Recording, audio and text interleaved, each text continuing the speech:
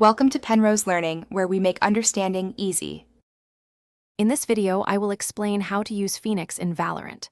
Phoenix is a duelist known for his aggressive, self-sufficient playstyle, utilizing fire to both damage enemies and heal himself. His abilities allow him to entry frag, control areas, and create space for his team. Mastering his kit involves understanding timing and positioning for maximum impact in every round. Phoenix's curveball is a powerful tool for initiating engagements and clearing angles. Remember, you can curve it both left and right, making it versatile for various situations. Always aim to flash just before you peek, giving enemies minimal time to react. This creates crucial entry opportunities for you and your teammates, securing early picks. Hot Hands serves a dual purpose, damaging enemies and healing yourself. Throw it into common enemy hiding spots or choke points to force them out or secure kills.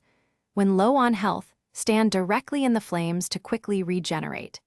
This ability is excellent for post-plant situations, denying defuses, or simply sustaining yourself during a round.